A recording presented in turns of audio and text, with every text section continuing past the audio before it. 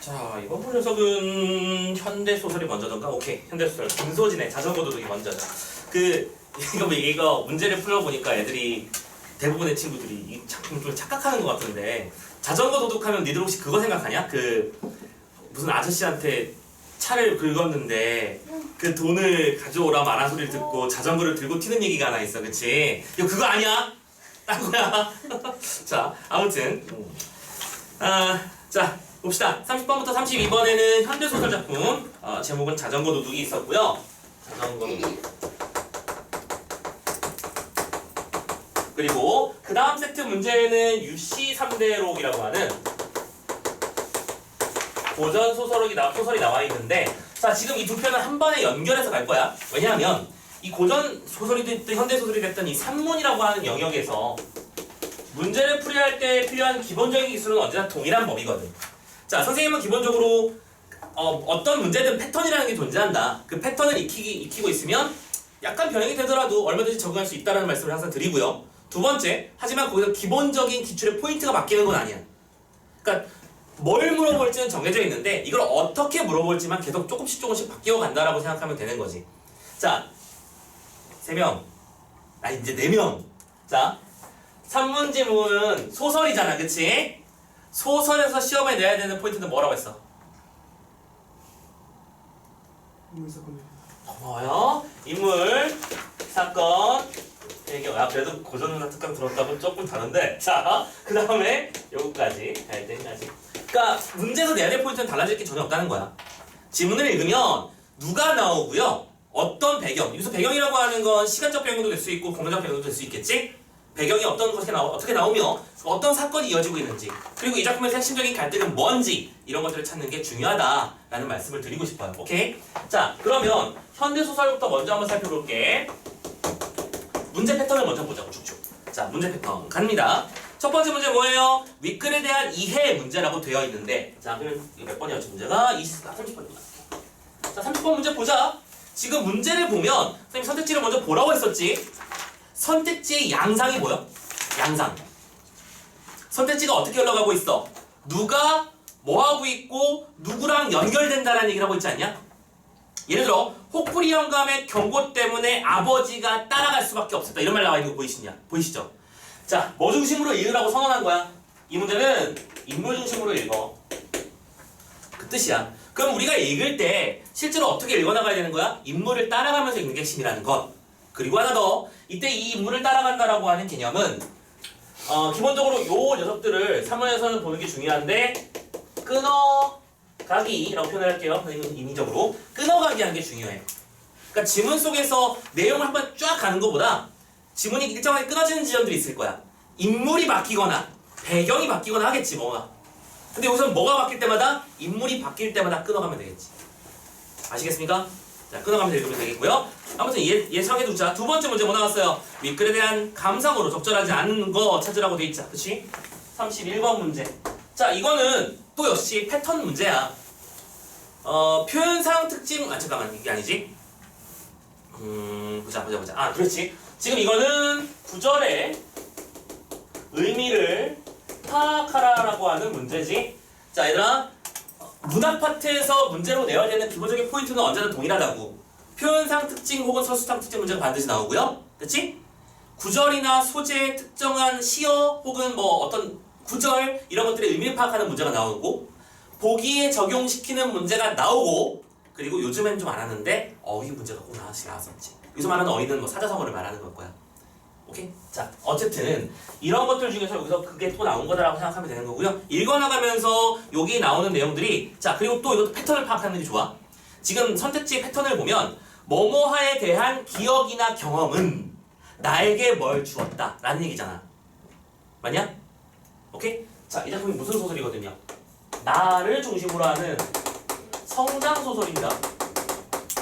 성장소설은 너무 오버스러운가? 근데 일단 쓸게요. 좀 오버스러운 단어긴 한데, 그러니까 내가 어떤 사건들을 겪어가면서 어린이였던 내가 의식의 성장을 이루어내기 때문에 성장소설의 요소가 있다고 부를 수 있는 거지. 그럼 우리는 이런 게 나왔기 때문에 이거와 관련해서 나에게 어떤 영향을 미쳤는가를 계속 따져보자 라고 하는 걸 문제로 냈다는 걸 예측하라고요. 오케이? 자, 지금쯤이면 전략에 서야 돼. 그러면 지문을 읽을 때 나는 어떻게 읽을 거야? 어떤 사람이 나와서 사건이 벌어질 때마다 끊어가면서 읽을 거고 그 사건들이 서로에게 어떤 영향을 미치는지 특히 나한테 어떤 영향을 미치는지를 읽어야겠구나. 그렇게 읽는 거지. 됐죠? 세 번째 32번 문제는 보기 적용 문제죠. 자, 이것도 역시 설명 별표 치고 갈게요. 요즘 말하는 융합형 문제.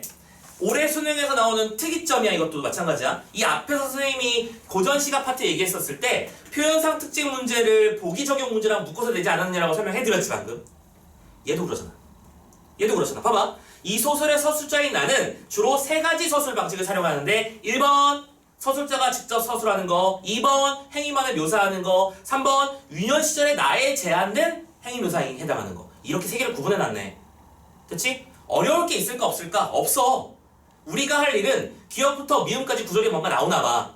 그럼 이 구절들이 첫째, 둘째, 셋째 중에 어디에 속한지 마킹해서 이 뒤에 연결되는 설명들이 타당한가만 보면 되는 거겠지. 그리고 이건 결론적으로 무슨 문제야?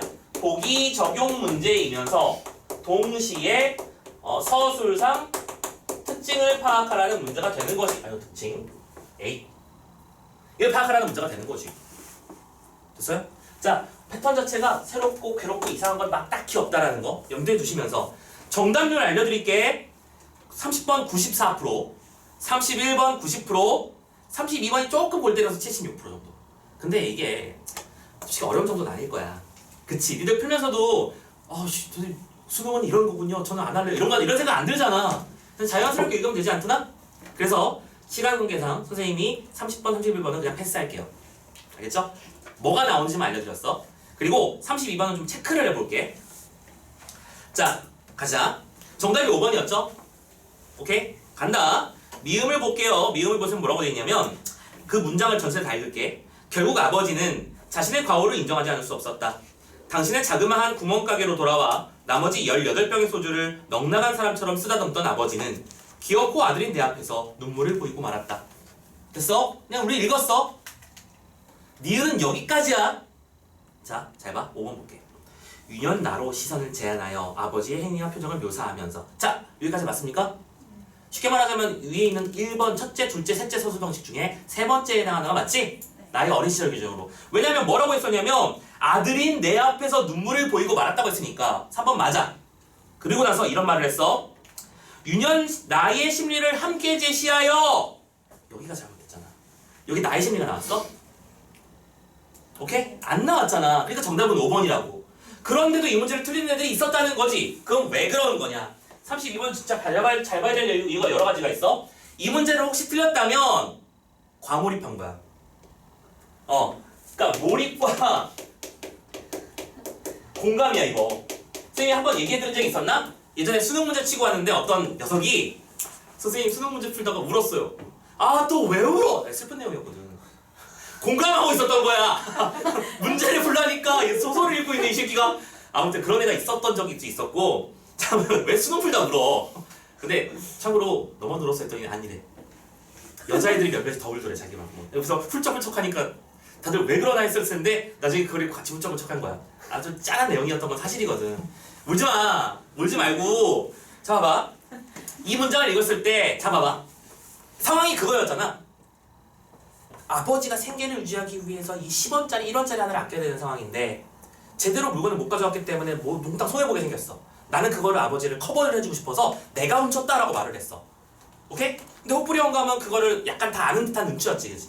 돌아가는 판세를 아는 듯한 눈치였어? 그러니까 엿먹어봐라 이러면서 아들내미 교육 안 시키네? 하면서 막 때리라고 그러지. 그래서 아버지한테 뺨따구를 빡 하고 맞은 거야.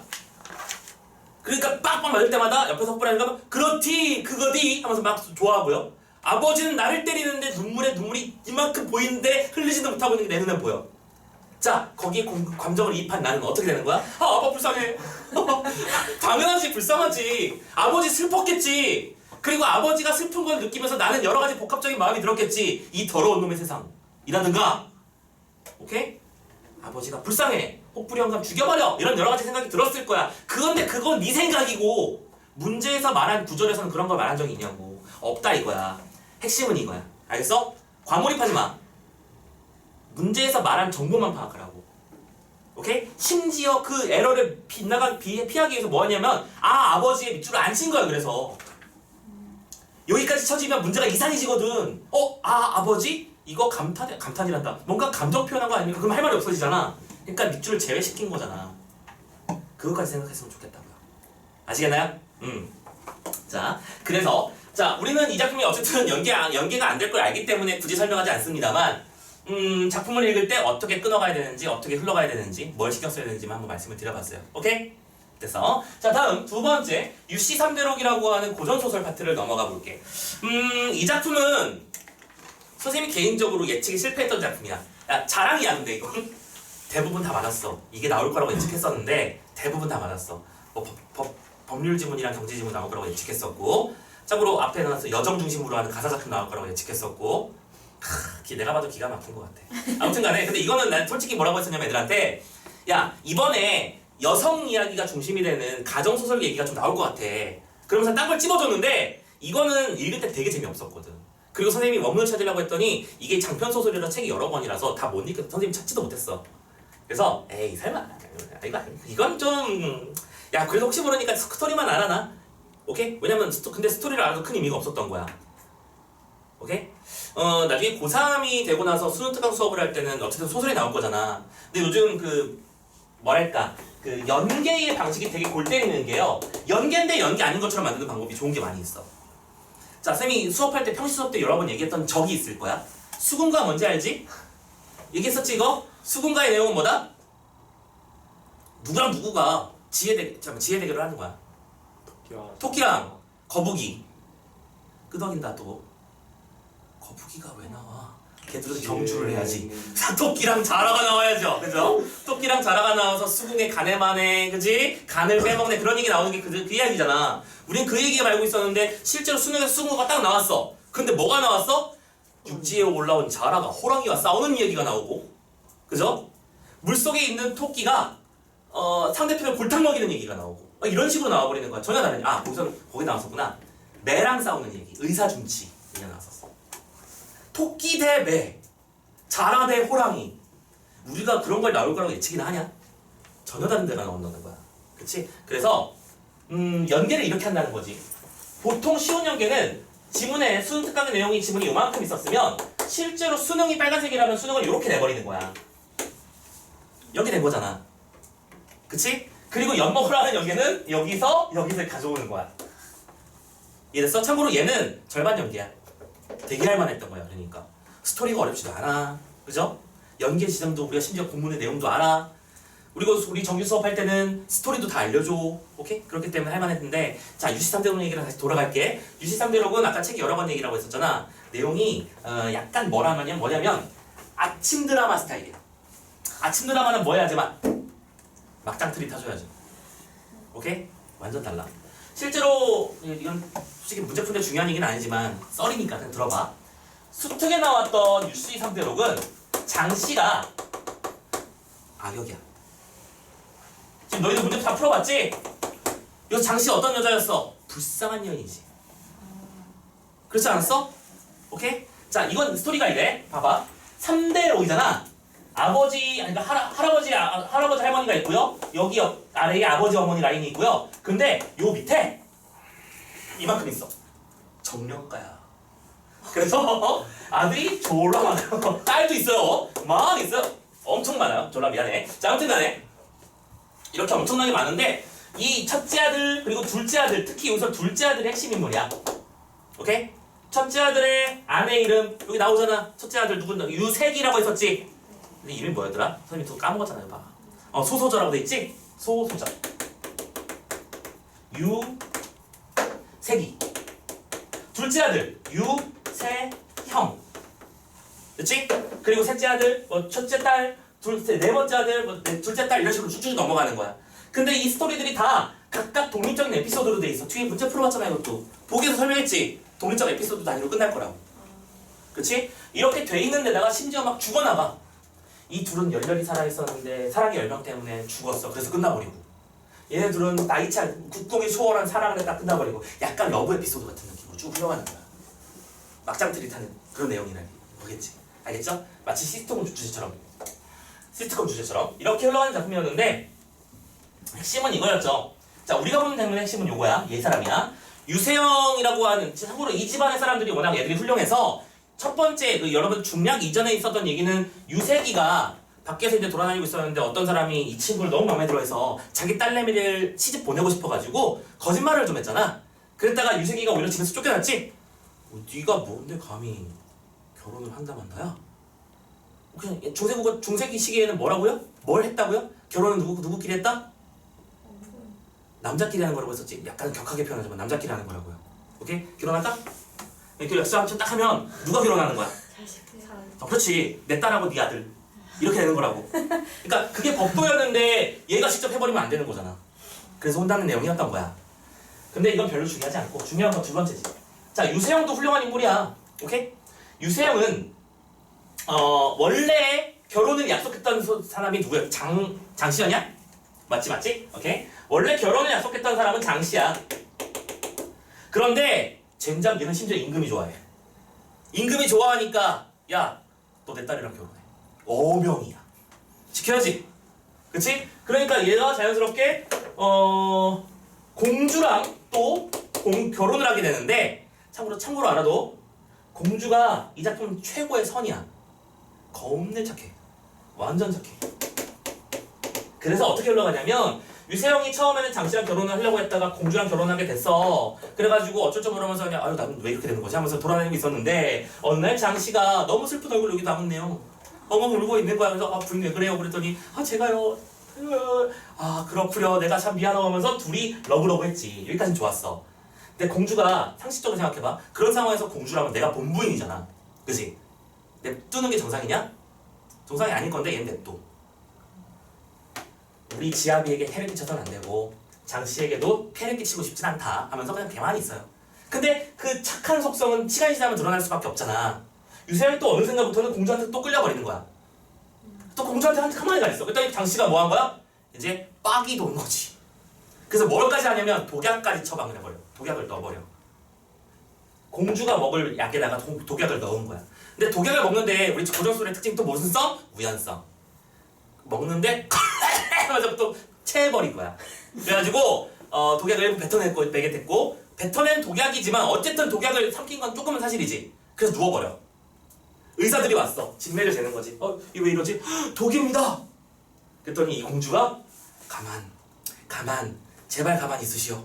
오케이? 이 사건이 알려지면 또 난리 납니다. 특히 누가 알면 죽어요. 우리 아빠 알면 죽어요. 왕이에요.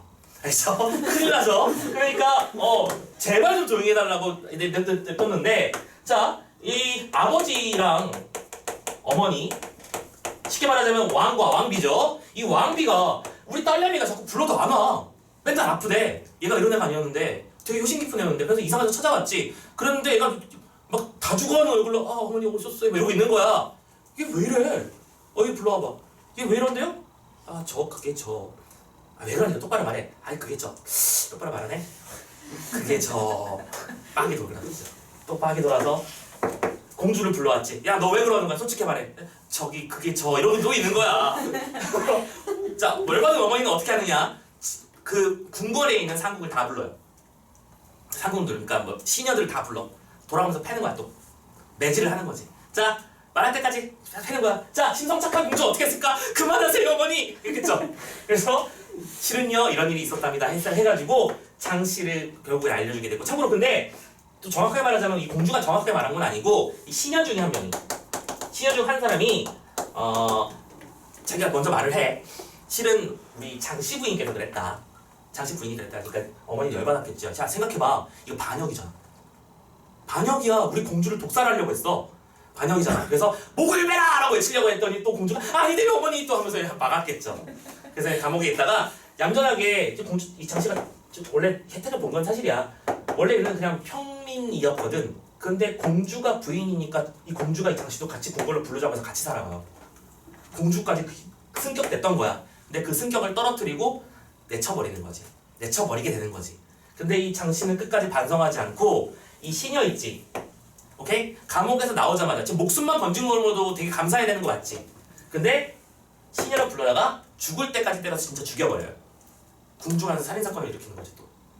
그리고 그 살인사건을 일으켰을 때 여기 있는 이 어머니가 그 소식을 듣고 아이고 우리 첫째 며느리가 그럴 애가 아니었는데 하면서 막 안타까워하니까 소소저가 아니에요. 쟤도 원래 착한 애랍니다. 뭐 이렇게 되는 얘기가 나오는 게 스토리예요. 자 봐봐. 아침 드라마에도 괜찮겠지. 스토리가 그런 거지. 이런 스토리들이 있어요. 자 그리고 이런 선생님 스토리를 말씀드리면 문제 푸는데 큰 도움이 될까요? 될 수도 있고 안 될 수도 있어, 그치? 중요한 건 이거야. 그렇다고 너무 떨어진 걸 가져오진 않는다는 거야. 지금 우리는 여기서 이 공주가 누군지를 알고 있었고 유세영, 유색이라는 사람이 누군지 알고 있었다면 되게 작품을 해볼만하게 풀 수 있었다는 거지. 아시겠죠? 그래서 선생님이 평소 수업할 때 스토리도 좀 알려드린다라는 걸 좀 말씀드리고요. 자, 수특에서의 약역이었지만 여기 수능에서는요.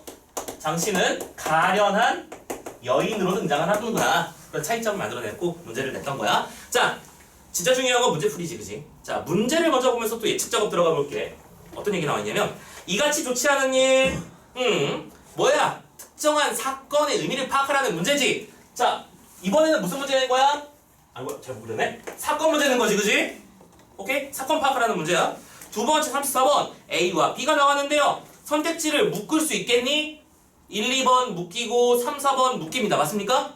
1, 2번은 왜 묶였나요? 두 녀석의 공통점. 3, 4번은 왜 묶였나요? 두 녀석의 차이점을 말하는 거니까. 읽으면서 그거를 찾아내려고 노력만 해주셨으면 좋게 쉽니다. 알겠죠? 세 번째, 장씨를 중심으로 공간의 의미를 파악하라. 기억과 니은이 뭐였거든요? 이와 정이잖아. 배경이잖아 이번엔. 봐봐, 결국엔 다 완성된다니까 이렇게. 인물, 사건, 배경 가지고 문제 만드는 거라고요. 누차 말씀드립니다. 아시겠죠? 그래서 배경의 의미를 파악하고요. 마지막에 36번, 각각의 작품들이 어떤 의미를 가지고 있는지 이 틀을 가지고 이해해봐라라고 하는 문제였는데, 자, 정답률 알려줄게. 76, 86, 91, 72야. 정답률이 30%까지 떨어지는 문제에 비해서는 확실히 쉬운 게 맞죠? 할만했죠?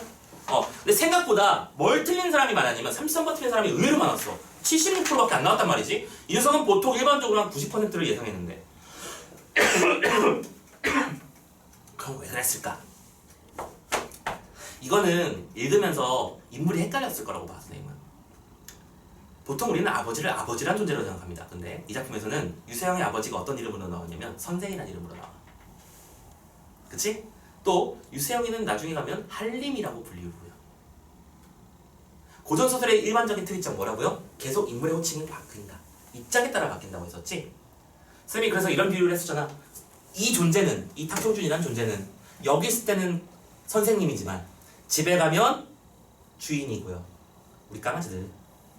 와이프한테는 남편이고 어머니한테는 아들내미고. 됐어? 삼촌에게는 조카지. 나라는 존재를 바라보는 사람의 입장에 따라 다르게 표출한단 말이야. 그 관계를 따라가려고 용 쓰는 게 굉장히 중요한 기술이 될 거야. 예를 들어 어디 보자. 어딜 찾아볼까? 첫 번째 구절을 그냥 볼까요? 자, 백공이 왈. 혼인은 내가 좋은 일이라고 생각해서 즐거운 마음으로 에바를 좀 했는데 이게 좀 큰일이 돼버렸네? 내가 마땅히 곡절을 말하리라 라고 하는 말 봤지? 곡절이 뭐야? 지금 이게 어떻게 돼서 이런 일이 벌어진 건지 내가 설명할 거야 라고 해서 이에 백공이 유씨 집안에 이르러 선생 형제를 보고 인사를 하고. 이랬어? 그럼 여기서 백공은 누굴 말하는 거야? 지워버렸네? 세영이를 결혼시키고 싶어 했던 상대편 남자. 됐지? 그리고 그럼 여기서 유씨 집안에 이르러 선생 형제를 보고 인사를 할 때잖아. 그럼 이 선생 형제는 누가 되는 거야? 유세영의 아버지가 되겠지. 아버지의 형제가 되겠지. 그러니까 예측하면 들어가라고. 이게 누군지를 보란 말이야.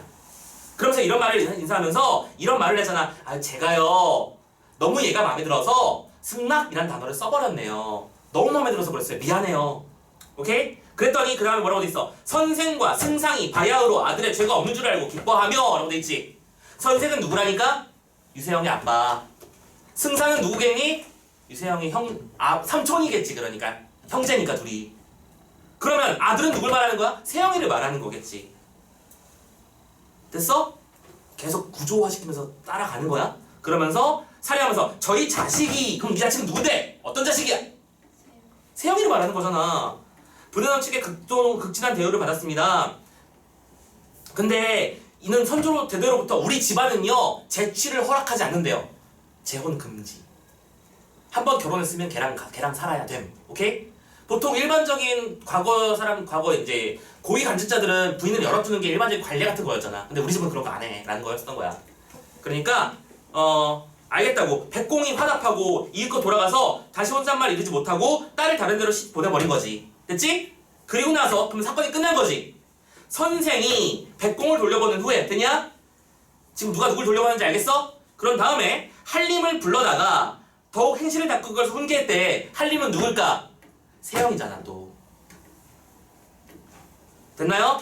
세영이를 지금 지문 안에서 사위라고 불렀다가 아니 사위라고 안 불렀구나 미안해. 사위라고 부르긴 했었지. 사위를 삼다고 했었으니까. 사위라는 존재로 불렸다가 한림이라고 불렸다가 아드님이라고 불렸다가 이랬니? 자식이라고 불리기도 했지. 따라가셨어? 오케이. 그거 좀 챙겨줘. 부탁이니까. 됐음? 오케이. 여기까지 설명을 했고요. 자, 나머지 문제들은 넘어가도 되겠죠? 오케이. 참고로 봐봐. 그러니까 33번 문제를 보면 이걸 이해했다면 선생과 승상 사이에 의견 대립이 왜 나와? 형제인데 의견 대립을 한 적이 없잖아 그냥. 그치? 자, 요렇게 잡아주시면 좋겠습니다. 좋아요. 자, 여기까지 해서 일단은 소설 파트 마무리 지었고요. 이제 대망의 최고 난도 질문 정답률 알려줄게요. 정답률 알려주고 시작할게요.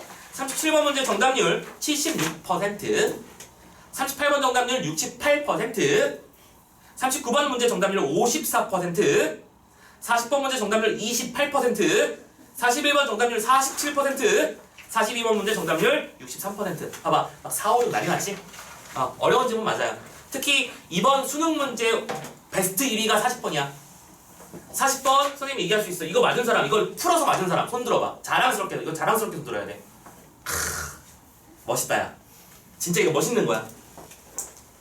전국에 10명 중에 3명밖에 못 맞추는 문제잖아. 3명도 못 맞추는 문제잖아. 풀어서 맞췄다는 건 잘하는 거지. 그러면 우리는 저 녀석을 보면서 질투와 뭐 이런 시선을 퍼부어야 되는 거니?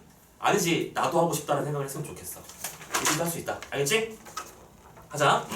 자, 그런데 이 녀석은 선생님이 아주 빡시게 달려야 되는 거라 수업도 1시간 좀 넘게 걸릴 거라 조금 이르게 쉴게요. 이번에는 조금 숨 좀 한 방 돌려놓고 체력 보충해 놓으시고요. 그 눈가에 가 있는 그 졸음이라는 애를 좀 쫓아내시고요. 알겠죠? 자, 잠깐만 쉬었다가 다음 거 가볼게요.